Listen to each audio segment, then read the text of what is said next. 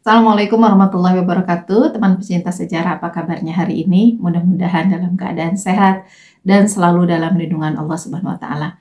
Bertemu lagi dengan saya Anissa Amisani di program Baca Sejarah dan masih di serial Kronologi Sejarah tahun 629 Masehi bertepatan dengan tahun 7 hingga 8 Hijriah. Ada 8 peristiwa yang datang dari dunia Islam dan ada 4 peristiwa yang datang dari luar dunia Islam. Dari dalam dunia Islam ada peristiwa Umratul Qadha di mana Nabi SAW bersama para sahabat menunaikan ibadah umrah di Mekah. Yang kedua adalah Ghazwa Khaybar. Yang ketiga, kembalinya seluruh muhajirin dari negeri Abyssinia atau Habasyah pulang kepada Rasulullah SAW di Madinah. Peristiwa yang keempat adalah Ghazwah Mu'tah. Peristiwa yang kelima adalah pernikahan Nabi SAW dengan Ramlah binti Abu Sufyan radhiyallahu anha. Kemudian pernikahan Nabi SAW dengan Safiyah binti Huyai bin Akhtab radhiyallahu anha. Juga pernikahan Nabi SAW dengan Maimunah binti Harith radhiyallahu anha. Kemudian peristiwa yang kedelapan adalah kematian Zainab radhiyallahu anha, putri Nabi SAW. Kemudian 4 peristiwa penting yang datang dari luar dunia Islam masih dari Kekaisaran Romawi Bizantium. Yang pertama adalah perebutan kembali Al-Quds atau Yerusalem oleh Romawi Bizantium dari tangan Persia Sasan. Yang kedua adalah dimulainya era emas Kekaisaran Romawi Bizantium. Yang ketiga adalah kampanye militer Kaisar Taizong dari dinasti Tang terhadap Tujuh Timur yang berlangsung hingga tahun 630 Masehi. Dan terakhir adalah naik tahtanya Pangeran Tamura sebagai Kaisar Junmai dari Kekaisaran Jepang. Dan teman pecinta sejarah, inilah kronologi sejarah lengkap tahun 629 Masehi atau bertepatan dengan tahun 7 hingga 8 Hijriah. Kita sudah membahas secara lengkap peristiwa pertempuran Khaybar. Tetapi ada kisah-kisah yang belum selesai, beberapa kejadian gitu yang mengiringi pertempuran Khaybar. Yang pertama kita bahas adalah kemarin kematian dari Qazman dan sahabat Amir bin Aqwa, di mana betul-betul bahwa kematian itu tergantung dari niat seseorang. Apakah mati berperang karena Allah atau bukan karena Allah? Hari ini kita akan membahas tentang percobaan seorang wanita Yahudi yang meracuni Nabi Muhammad SAW. Dan di buku yang menjadi sumber rujukan kita kali ini, yaitu Kelengkapan Tarikh Nabi Muhammad SAW yang ditulis oleh Munawwarah Khalil. Judul ini ada di halaman 467.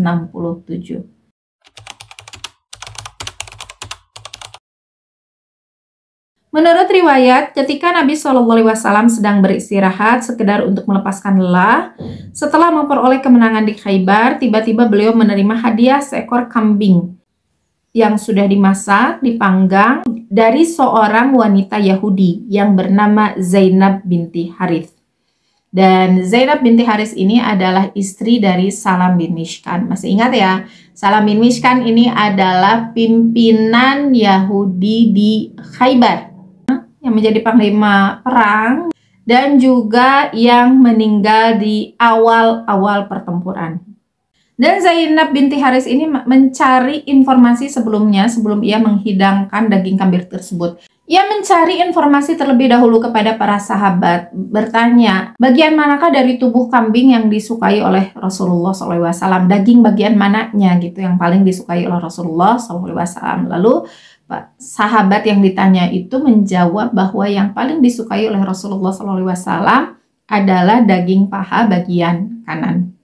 Maka dengan sembunyi-sembunyi tentu saja dia membubuhkan racun ke bagian paha tersebut ya, juga bagian lain, tetapi yang paling banyaknya itu di daging paha bagian kanan. Peristiwa ini terjadi setelah Rasulullah SAW mendapatkan kemenangan secara total ya di Khaybar. Lalu pada saatnya makan, Zainab binti Haris menghidangkan makanan tersebut, kambing panggang, ke hadapan Rasulullah Shallallahu Alaihi Wasallam dan para sahabat, dan mengatakan bahwa ini adalah ya hadiah lah, hadiah darinya untuk pasukan yang telah memenangkan pertempuran gitu.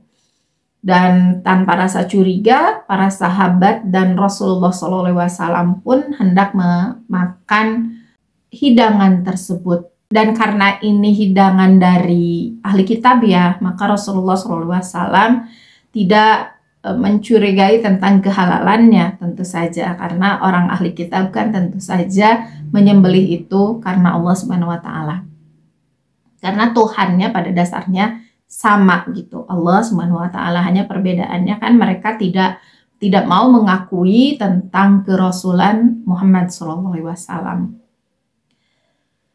Dengan tenang, para sahabat hendak memakannya, tetapi sebagaimana biasa dipersilahkan Rasulullah SAW dulu gitu ya. Jadi para sahabat itu tidak berani mendahului gitu. Rasulullah SAW mengambil dulu bagian yang memang beliau sukai, mengambil, mencubit ya, lalu memakannya, memasukkan daging kambing tersebut ke dalam mulut beliau. Hanya saja belum sampai mengunyah, beliau memuntahkan kembali. Lalu beliau melarang para sahabat untuk memakannya karena si tulang daging ini memberitahu kepadaku, sabda Rasulullah SAW, bahwa ia telah dibubuhi racun. Sehingga beliau memuntahkannya, jadi tidak sempat memakannya. Hanya saja karena tadi Rasulullah itu sudah mencubit dan memakan ya, sehingga pada momen itu para sahabat pun mulai ngambil. Nah, ada satu sahabat yang sudah sempat mengunyah dan menelan daging tersebut sebelum diberitahukan oleh Rasulullah. Pas Rasulullah SAW memberitahu, satu orang sahabat itu sudah terlanjur menelannya, sementara yang lain belum. Gitu, yang lain belum, ada yang baru mau nyubit, ada yang baru mau memasukkan, tetapi sama sekali belum sempat untuk memakan daging tersebut. Hanya satu sahabat yang bernama Bishr ibnu Bara bin Ma'ruf. Dan dikisahkan dalam waktu yang tidak lama, Bishr ibnu Bara bin Ma'ruf ini wafat ya, bisa dikatakan juga beliau ini syahid. Mungkin prosesnya tidak secepat seseorang itu diracun dengan arsenik ya, tetapi ini tetap saja kan baru satu suapan sahabat ini memakan. Jadi tetap saja termasuk racun yang cukup keras karena baru satu suapan, tetapi sudah tidak bisa dinetralisir sehingga sudah masuk ke dalam tubuh beliau, padahal baru saja dimakan, tetapi sudah masuk. Dan ya pada akhirnya menyebabkan Bishr ibnu Bara bin Ma'ruf ini menemui Allah Subhanahu wa Ta'ala. Berkaitan dengan itu, Rasulullah SAW langsung meminta sahabat salah seorang untuk memanggil Zainab binti Haris. Dipanggillah Zainab binti Haris kepada Rasulullah. Lalu terjadilah dialog, pertanyaan atau sidang lah ya, dari Rasulullah SAW kepada Zainab binti Haris. Bertanya Rasulullah SAW, apakah kamu menaruh racun di daging ini? Bukannya menjawab, Zainab malah balik bertanya, siapa yang telah memberitahukan hal tersebut kepadamu ya Muhammad? Lalu Rasulullah SAW menjawab, yang memberitahukan kepadaku ialah ini. Rasulullah SAW menunjuk kambing panggang tersebut. Dan karena tidak bisa lagi mengelak, sehingga Zainab binti Haris pun menjawab, mengakui bahwa betul wahai Muhammad, saya telah membubuhi racun pada kambing ini. Lalu Rasulullah bertanya, apa maksudnya? Apakah maksudmu membubuhkan racun pada daging itu lalu kamu hadiahkan kepadaku? Maksudnya apa kamu niat membunuh saya? Begitulah. Lalu Zainab menjawab, kalau engkau ini seorang raja biasa, maka tentu saya bahagia, senang karena saya berhasil membunuh seorang raja yang telah menaklukkan daerah saya. Tetapi kalau memang engkau benar-benar nabi, wahai Muhammad, maka tentu akan ada yang memberitahumu bahwa daging ini beracun. Lalu Zainab berkata, sekarang ini karena telah nyata bagi saya dan telah diberitahukan bahwa Tuanlah yang benar, maka saya minta disaksikan oleh Tuan dan orang yang hadir bahwa saya memeluk agama Tuan dan tidak ada Tuhan melainkan Allah dan sesungguhnya Muhammad itu hamba dan pesuruhnya. Karena hal tersebut ternyata Zainab bin Haris pada akhirnya malah masuk Islam ya. Mungkin kalau kita ada pada zaman itu ya, kita pasti bakalan marah dan akan masuk ke Islamnya cuman untuk menghindari hukuman aja gitu. Tetapi Rasulullah SAW tidak seperti itu dan mengampuni Zainab binti Harith radhiyallahu anha. Berarti ya sekarang hanya saja kan pada waktu kejadian Bishr ibnu Barra bin Ma'ruf itu baru sakit saja gitu ya, belum ada gejala kematian. Hanya setelah beberapa hari pada akhirnya kan beliau menemui kesyahidan, sehingga mau tidak mau untuk menegakkan hukum bagi seseorang yang telah dibunuh maka harus dikisos.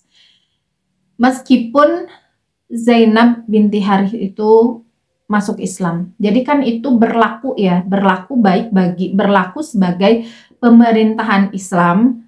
Rasulullah SAW menegakkan hukum dan ini sudah berlaku bahkan dari zaman jahiliyah. Jadi kalau ada seseorang yang membunuh maka dia harus dibunuh kembali atau ada diat gitu. Kalau misalnya keluarganya itu meminta udah nggak usah dibunuh tapi bayar denda, dan itu permintaannya disesuaikan dengan permintaan dari orang yang terbunuh. Sehingga meskipun Zainab binti Haris sudah masuk Islam dan menjadi golongan yang sedikit di antara kaum Yahudi yang masuk Islam, tetap saja setelah kematian Bishr ibnu Barra bin Ma'ruf, ia dihukum oleh pemerintahan Islam, dihukum oleh Rasulullah SAW juga dengan dibunuh. Tetap berlaku ya, jadi dosanya termaafkan, tetapi hukum dunia itu tetap harus ditegakkan. Meskipun yang dihukum ini adalah orang Islam. Ya, apalagi orang Islam. Kenapa harus dihukum di dunia? Agar dia nanti di akhirat tidak lagi mendapat tuntutan dari sahabat Bishr ibnu Barra bin Ma'ruf. Peristiwa yang kedua adalah pernikahan Rasulullah SAW dengan Safiyah binti Huyai bin Akhtab radhiyallahu anha.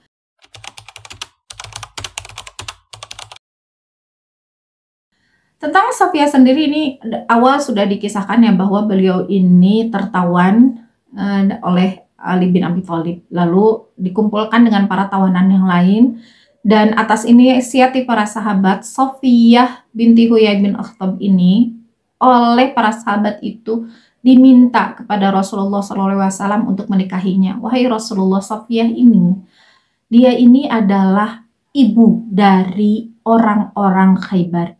Ibu karena ayahnya adalah pimpinan Bani Nadir, Huyai bin Akhtab. Kemudian suaminya adalah Kinanah bin Rabi. Dia juga keturunan dari para pimpinan Yahudi. Maka tidak layak kami menawannya selain engkau. Maksudnya para sahabat itu meminta Rasulullah SAW untuk menikahi Safiyah karena untuk kehormatan Safiyah dan juga untuk pengikat hati dari orang-orang Khaybar. Rasulullah SAW sebetulnya memang sudah ada niat ke sana, niat karena perintah, tentu saja perintah dari Allah Subhanahu wa Ta'ala.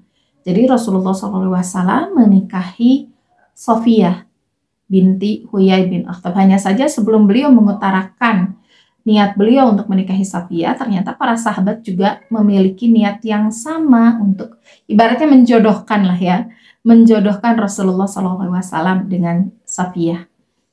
Dan Safiyah ini juga sering saya kisahkan bahwa beliau ini sebetulnya sudah jatuh cinta dengan Islam, jatuh cinta kepada Rasulullah SAW itu jauh sebelum ia pindah ke Khaybar, sebelum terusir dari Madinah, di mana ayah dan pamannya itu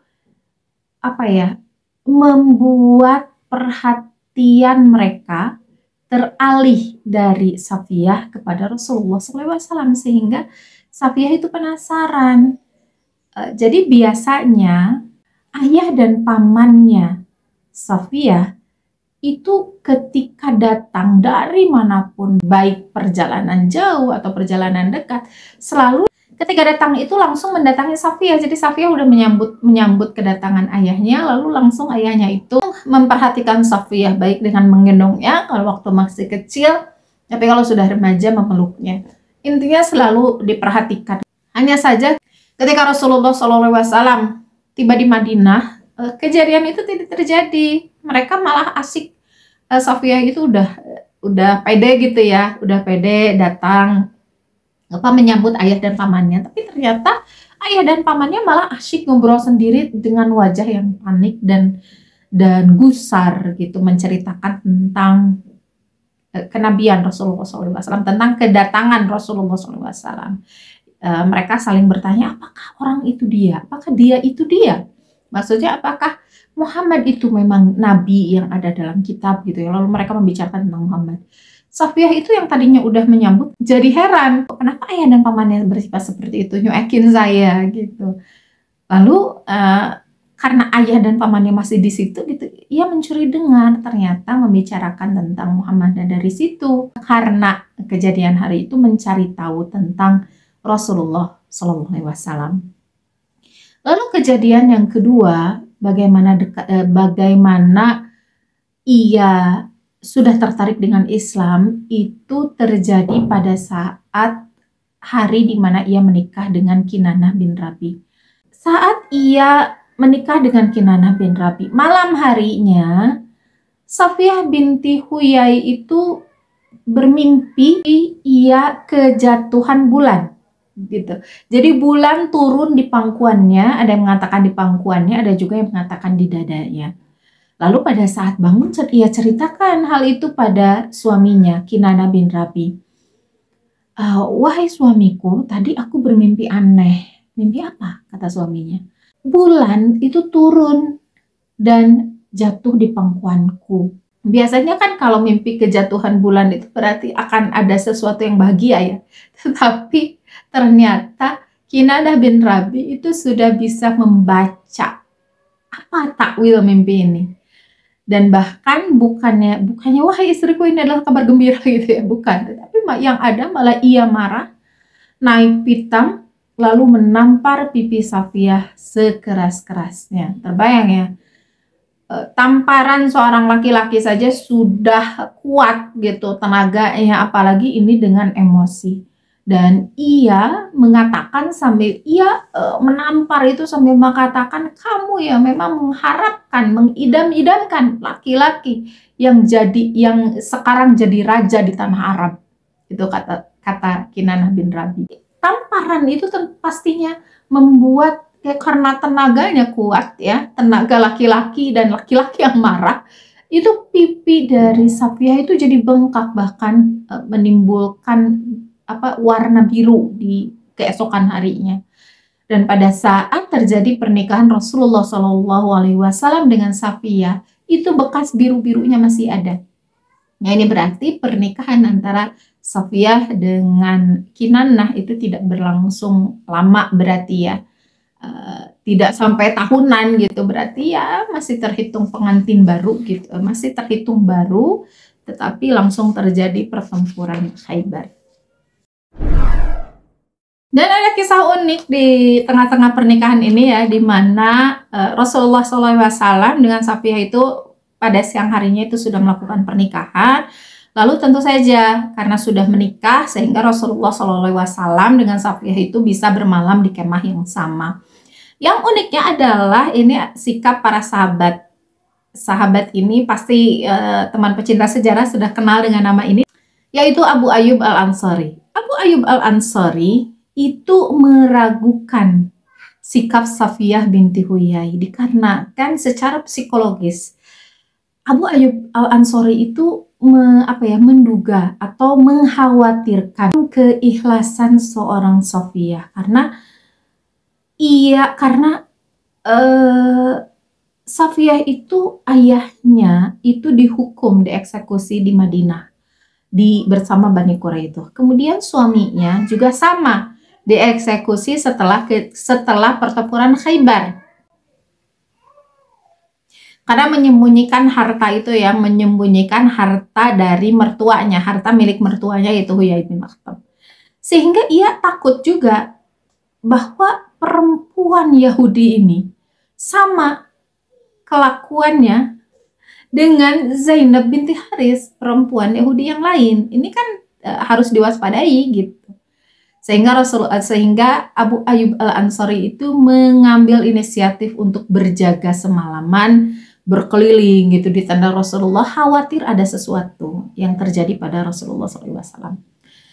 Ketika Rasulullah SAW bangun dan esok harinya ya keluar dari kemah, Rasulullah agak terkejut juga ketika keluar dari kemahnya. Oh, ada Abu Ayyub Al-Ansari, terlihat ya kelihatan ya kalau orang lagi berjaga gitu.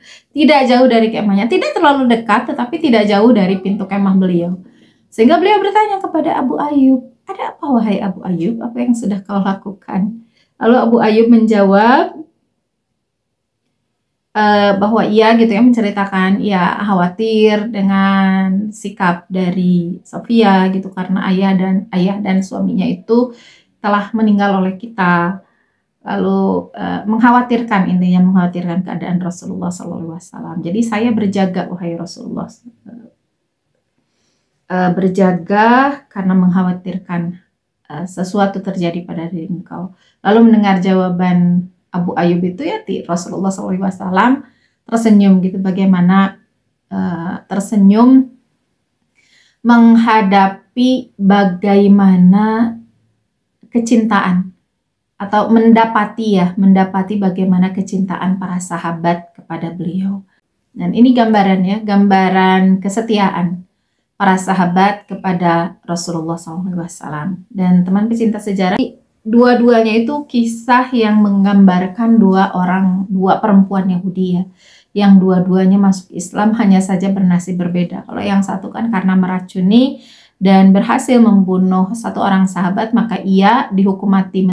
Meskipun tidak pada hari itu gitu, tapi hari di mana sahabat Bishr ibnu Bara itu syahid gitu. Sehingga karena sudah syahid, maka berarti Zainab binti Haris itu sudah melakukan kesalahan, sudah melakukan pembunuhan dengan cara meracuni, maka hukum itu harus diberlakukan. Sementara yang terjadi pada Safiyah binti Huyai bin Akhtab ini malah menikah dengan Rasulullah SAW.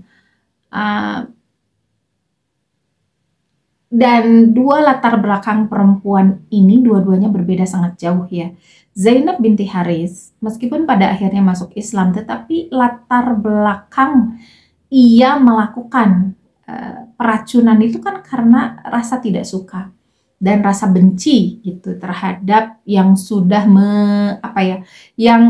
mengambil alih daerahnya, juga yang telah membunuh suaminya itu Salam bin Mishkan, sehingga ia tidak suka dengan kehadiran kaum muslimin di sana.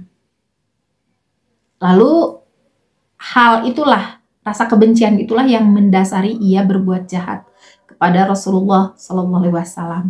Kenapa berbuat jahat? Mungkin di kita ya wajar saja ya berbuat jahat, wajar saja, itu bukan perbuatan jahat, tetapi untuk pembalasan terhadap yang dilakukan oleh para sahabat itu kalau kita melihatnya di Khaybar saja.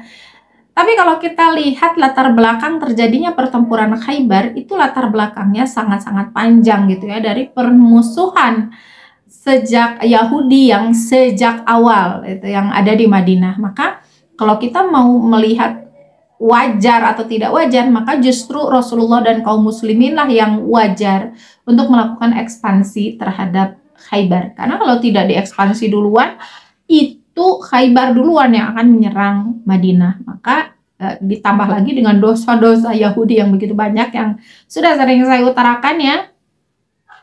sudah sering kita ulas gitu. Maka ini justru sesuatu yang justru terlalu ringan gitu, karena dosa-dosa mereka sudah sangat banyak. Percobaan pembunuhan terhadap Rasulullah itu bukan hanya sekali itu yang usaha meracuni, tetapi jauh sebelum itu kan, bahkan ayahnya Safiyah yaitu Huyai bin Akhtab itu di Bani Nadir, sebab dari diusirnya Bani Nadir itu kan karena percobaan pembunuhan terhadap Rasulullah SAW. Lalu pengkhianatan-pengkhianatan lain yang tidak perlu diceritakan lagi gitu ya, karena sudah sering diceritakan. Maka penyerangan Rasulullah SAW dan kaum muslimin ke Khaybar itu menjadi sesuatu yang sangat wajar.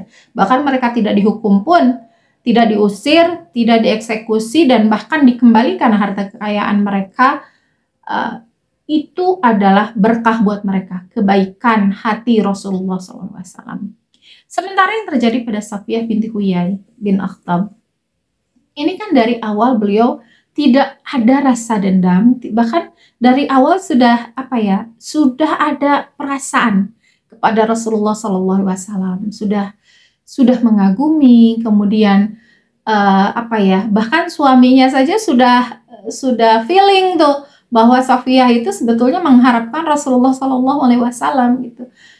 Ini kecintaan seseorang terhadap Rasulullah SAW, kecintaan seseorang terhadap akhlak beliau, ini tidak bisa kita jangankan para sahabat ya, jangankan para sahabiah, jangankan para sahabat yang waktu itu hidup bersama beliau gitu ya, mendengar suaranya, mendengar tutur kata beliau, melihat wajah beliau, kita aja yang terpaut jauh sekali dengan Rasulullah SAW ya, mendengar namanya aja udah aduh gitu ya, apalagi ketemu gitu, sehingga perasaan seorang Safiyah itu sesuatu yang sangat bisa difahami, dan itu adalah benih-benih keimanan yang sebetulnya sudah muncul di dalam hati Safiyah.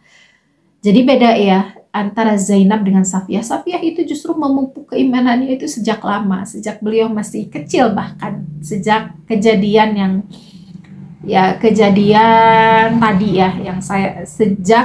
tadi yang saya kisahkan gitu, ketika beliau masih kecil,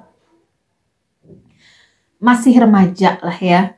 Dan sementara kalau Zainab binti Haris kan tidak gitu, ia mengawali segalanya memang dari rasa benci sehingga ia berbuat jahat kepada Rasulullah SAW. Dan meskipun dua-duanya pada akhirnya masuk Islam, dua-duanya mendapatkan karunia dari Allah, mendapatkan hidayah, dan ini hal-hal yang jarang di mana Yahudi masuk Islam gitu ya, tetapi tetap saja ada hal-hal yang harus dibayar. Ada hal-hal yang harus dengan hukum yang harus, ada hal-hal yang tidak bisa terputus sepenuhnya gitu. Jadi gini, dari Zainab binti Haris kita mendapatkan pelajaran bahwa maaf itu, pengampunan itu bisa didapatkan oleh seseorang gitu, tetapi hukuman itu berbeda dengan pemaafan gitu. Seseorang dimaafkan bukan berarti dia bebas dari hukuman gitu ya. Seseorang dimaafkan bukan berarti dia terlepas dari semua kewajiban dia untuk memperbaiki diri. Kadang-kadang kita ya, manusia zaman sekarang suka kalau sudah melakukan kesalahan, ya udah sih, saya kan udah minta maaf gitu. Seolah-olah maaf itu bisa menghapus kesalahan. Enggak. Maaf itu konteksnya beda dengan penegakan hukum, konteksnya beda dengan penyelesaian masalah. Sekedar maaf itu tidak menyelesaikan masalah gitu ya. Meskipun maaf itu penting, tetapi maaf itu kepada personal, bukan kepada hukum.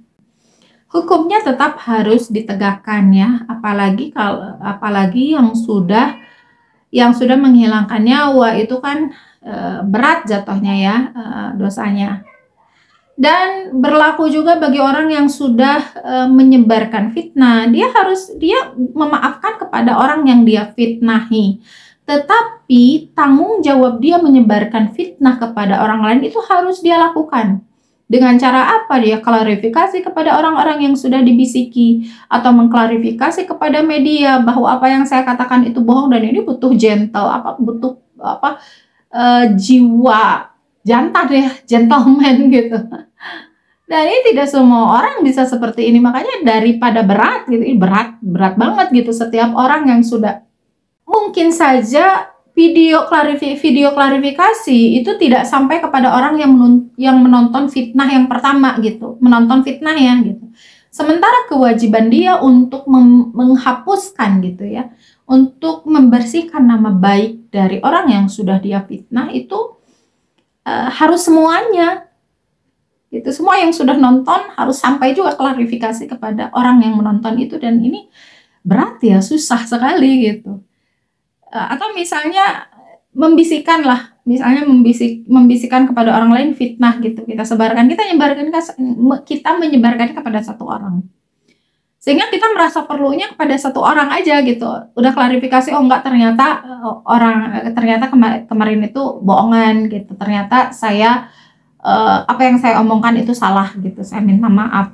Nah, kalau orang yang kita kasih tahu, kasih info tersebut tidak menyebarkan kepada orang lain, selamat tuh. Tapi gimana kalau dia sudah menyebarkan kepada orang lain? Setiap orang yang dapat berita itu harus kita klarifikasi, dan itu berat ya. Dan dari Zainab binti Haris, dari peristiwa Zainab binti Haris ini kita mendapatkan pelajaran bahwa maaf dengan konsekuensi dari perbuatan kita itu bukan satu hal yang sama.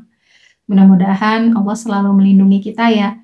Dan dari Safiyah binti Huyai kita juga bisa belajar bahwa dimanapun, di tempat manapun, di lingkungan manapun, ketika hati kita bersih, ketika hati kita itu kita pelihara kebersihannya gitu, dan meskipun ini susah ya, susah banget untuk menjadi Safiyah binti Huyai di mana lingkungannya adalah lingkungan musuh-musuh Islam, tetapi ia ya kayak mutiara di lumpur gitu, tetap hatinya itu ada hidayah di dalam hatinya yang tidak bisa dia tolak gitu, sehingga ketika ditawari Islam dia langsung menyambut. Dia memang dari dulu ia ingin masuk Islam gitu. Ini dan kalau sudah bisa seperti ini, sudah bisa seperti Safiyah binti Huyai di lingkungan manapun dia tetap bisa menjaga kebersihan, itu Allah yang akan ngasih jalan keluar gitu ya, yang ngasih jalan keluar terbaik gitu untuk takdirnya gitu ya, sesuai dengan kebaikan juga yang senantiasa dia pelihara. Mudah-mudahan dari dua perempuan ini, kita perempuan-perempuan muslimah zaman sekarang ya, bisa mengambil pelajaran, bisa ya paling tidak berdoalah kepada Allah sungguh-sungguh gitu, ya Allah, tolong pelihara hati saya dimanapun saya berada, pelihara kejernihan jiwa saya, pelihara keimanan saya, dan senantiasa tunjukkan kepada saya hidayah ya Allah, taufik dan hidayah, petunjuk dan keinginan, taufik gitu ya, keinginan untuk mengikuti petunjuk tersebut, agar hidup kita ya lurus-lurus aja sebagaimana Safiyah binti Huyai. Beliau mendapatkan cobaan tentu saja, tetapi cobaan itu dengan semua cobaan itu ia ternyata tetap bisa memelihara kejernihan hatinya. Dan teman pecinta sejarah, jangan pernah putus asa ya. Jangan pernah putus asa untuk terus memelihara diri kita dari kebaikan. Terima kasih sudah menyimak video hari ini. Insya Allah bertemu di video berikutnya, masih di peristiwa ya yang mengiringi pertempuran Khaybar. Mohon maaf atas segala kesalahan. Jangan lupa untuk subscribe, like, dan komen. Wassalamualaikum warahmatullahi wabarakatuh.